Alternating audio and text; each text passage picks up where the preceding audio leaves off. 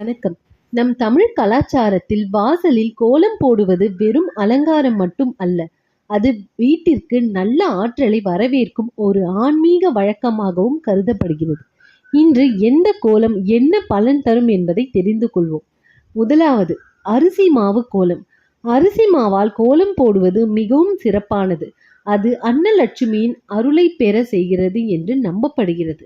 வீட்டில் செல்வ வளம் பெருகவும் எறும்பு, பறவைகள் போன்ற உயிர்களுக்கு உணவாக அமைவது இந்த சிறப்பு. இரண்டாவது, காவி எல்லையுடன் கோலம். கோலத்திற்கு காவி எல்லையிடுவது தீய சக்திகள் வீட்டிற்குள் நுழையாமல் காக்கும் என்று கூறப்படுகிறது. இது கண் திருஷ்டியை குறைத்து அதிக அதிர்வலையை அதிகரிக்கும். மூன்றாவது, தாமரை கோலம். தாமரை மகாலட்சுமியின் அடையாளம். இந்த கோலத்தை வெள்ளிக்கிழமைகளில் போட்டால் செல்வம், வளம் மற்றும் மன நிம்மதி அதிகரிக்கும் என்று நம்பப்படுகிறது.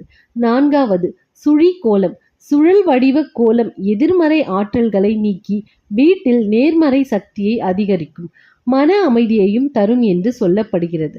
5, பூக்கோலம். வண்ணமயமான பூக்கோலங்களை வீட்டை மகிழ்ச்சியாகவும் மாற்றுவதுண்டு. உற்சாகத்தையும் குடும்பத்துக்கு ஒற்றுமையும் வளர்க்கும். 6வது, புள்ளிக்கோலம். புள்ளிக்கோலம் ஒழுக்கம், பொறுமை மற்றும் கவனத்தை வளர்க்கும். தினமும் புள்ளிக்கோலம் போடுவது மன ஒருமைப்பாட்டை அதிகரிக்கும் என்று கூறப்படுகிறது.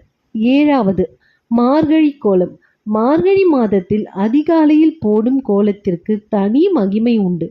இது இறை அருளை பெறுவதற்காக வீடு முழுவதும் நல்ல ஆற்றலை பரப்பும் என்று நம்பப்படுகிறது.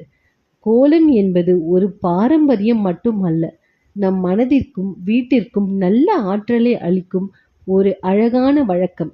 தினமும் அதிகாலையில் வாசலில் கோலம் போட்டு இறைவனின் அருளை, நேர்மறை சக்தியையும் வரவேற்கிறோம். இந்த தகவல் பயனுள்ளதாக இருந்தால் இந்த வீடியோவை லைக் செய்து ஷேர் செய்யுங்கள். நன்றி, வணக்கம்.